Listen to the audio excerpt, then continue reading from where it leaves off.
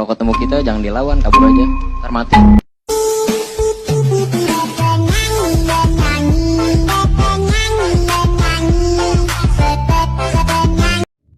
Assalamualaikum warahmatullahi wabarakatuh. Nama saya Fauzan Alfahibah dari kelas 10 IPS 1 Sekolah SMA Ita Syukuriah Cipondo, Tangerang, Banten. Kali ini saya akan mempresentasikan keadaan Indonesia pada masa praksara. Pada masa praksara, di dalam kehidupan masyarakat Indonesia, pada masa Hindu-Buddha dan masa Islam, bangsa Indonesia mengakhiri masa praksara sekitar abad 5 Masehi. Pada prasasti Upah berangkat tahun abad ke-5 Masehi, dikuati Kalimantan Timur bahwa bangsa Indonesia telah masuk masa praksara. Periodisasi zaman praksara di Indonesia dibagi menjadi 4 zaman. Zaman pertama merupakan zaman-zaman tersebut merupakan pembabakan prasejarah dari masa Paleolitik, masa Mesolitik, Neolitik, serta Megalitik dan Logam. Asal-usul masa purba dan keadaan alam pada masa Paleolitik, masa ini muncul di Indonesia sejak diperkirakan sejak munculnya manusia purba sekitar 12.000 tahun yang lalu, kala Pleistosen. Sampai saat ini, salah satu teori dari Afrika yaitu James Watson masih menjadi kontroversi asal-usul dari manusia purba. Dari masa inilah hasil penemuan manusia purba menunjukkan perkembangan otak manusia yang belum sempurna. Di masa ini, manusia purba bertahan hidup dengan berburu dan mengumpulkan makanan tingkat sederhana. Budaya mereka lazim disebut dengan budaya batu tua. Cara kehidupan sosial dan ekonomis budaya Paleolitik, manusia purba sepenuhnya tergantung pada alam. Kehidupan mereka bersifat nomaden atau berpindah-pindah, dan mereka hidup dalam kelompok-kelompok kecil. Dalam berkomunikasi, pada masa Paleolitik dalam berbentuk bunyi mulut dan isyarat. Alat-alat digunakan untuk berburu terbuat dari bahan-bahan yang masih kasar seperti kayu, batu, dan tulang binatang. Corak budaya dan kepercayaan masa Mesolitik. Masa Mesolitik adalah masa berburu dan mengumpulkan makanan tingkat lanjut atau budaya Mesolitik. Hasil-hasil budaya yang tercipta terpengaruh dari kebudayaan Bekson dan Hawabin yang berasal dari Vietnam Utara. Salah satu bukti penemuan sejarah pada masa ini adalah lukisan gua yang terbuat sebagai upaya dalam melakukan upacara penghormatan kepada nenek moyang mereka di kehidupan mereka percaya dengan adanya kehidupan setelah mati. Alat yang digunakan untuk membuat lukisan tersebut berupa alat serpih, mikrolit, tulang atau pebble, kapak, genggam Sumatera atau Sumatralit. Selanjutnya ada masa Neolitik. Asal-usul manusia dan keadaan alam masa Neolitik.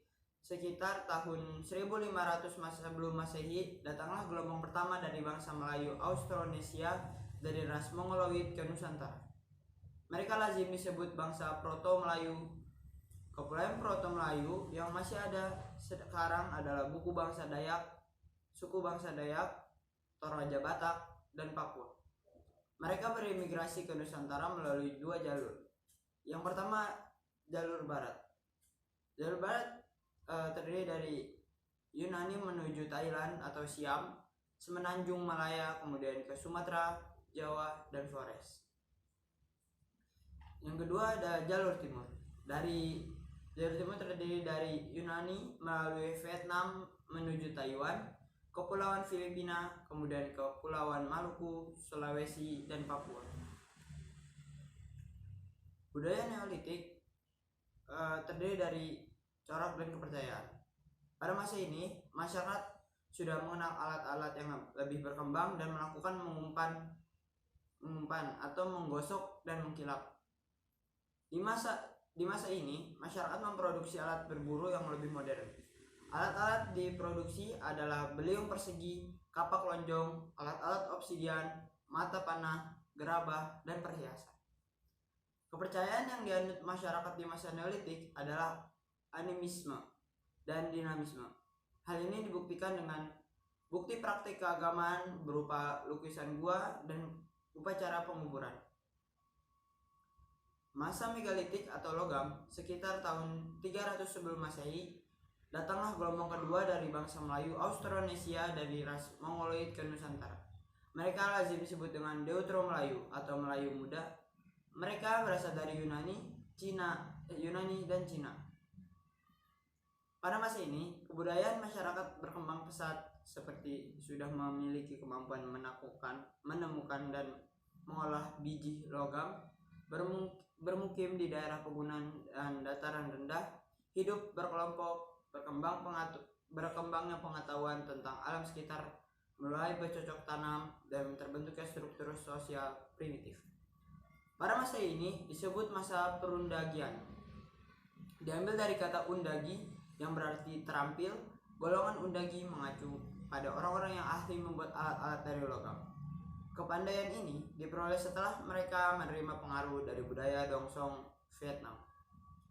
Benda-benda peninggalan kebudayaannya adalah nakara, moko, kapak perunggu, bejana, perunggu, patung perunggu, gelang, dan cincin perunggu, benda-benda dari besi, gerabah, kapak, corong, candrasa, dan manik-manik. Benda-benda perunggu yang dibuat pada zaman ini menggunakan dua teknik, yaitu bivalve dan teknik acire perdui. Bentuk kepercayaan masa perundagian adalah percaya terhadap nenek moyang, animisme, dan percaya terhadap benda-benda, dinamisme. Keadaan lempeng zaman dahulu dan zaman sekarang serta dampak negatif dan positif. Lempeng tektonik erat kaitannya dengan lapisan yang ada di bumi. Lempeng tektonik juga menjadi salah satu proses pembangunan gunung berapi, dan gempa bumi. Dilansir dari Encyclopedia Britannica, lempeng tektonik juga membuat evolusi bumi dan merekonstruksi benua serta laut. Konsep lempeng tektonik dirumuskan pada 1960-an.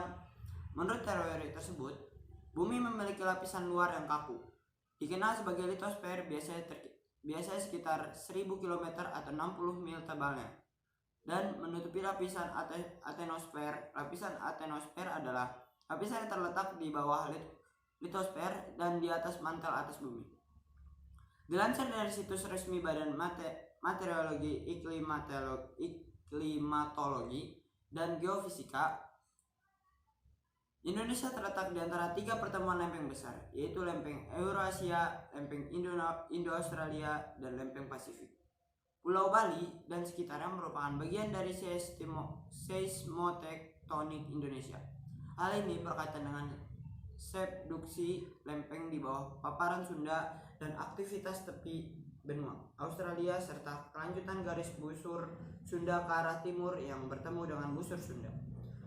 Selain Pulau Bali, Pulau Sumbawa juga memiliki tingkat kegempaan yang cukup tinggi baik di bagian selatan maupun utara. Dampak negatif dan positif dari pergerakan lempeng tektonik. Meskipun secara umum kita melihat bahwa banyak menimbulkan dampak negatif, namun ternyata tektonisme memiliki dampak positif bagi negara. Beberapa dampak positif yang ditimbulkan dari aktivitas tektonisme antara lain pembentukan gunung, menghasilkan tempat-tempat sumber tambang, menghasilkan objek pemandangan yang indah.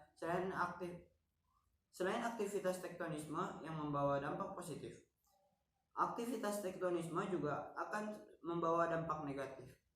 Bahkan dampak negatif yang ditimbulkan dari aktivitas tektonisme ini biasa kita temukan di sekitar tempat tinggal kita. Untuk lebih jelas mengenai dampak negatif dari aktivitas tektonisme antara lain yaitu menyebabkan gunung meletus atau erupsi, mengurangi lahan pertanian atau perkebunan, memicu terjadinya bencana alam yang banyak merugikan. Demikianlah beberapa informasi mengenai dampak positif dan negatif dari pergerakan lempeng tektonik. Alam memang selalu memiliki aktivitasnya sendiri, maka dari itulah kita manusia sebagai pengelola bumi harus berhati-hati jangan sampai merugikan alam ini. Contoh gejala sosial sebelum dan sesudah bencana.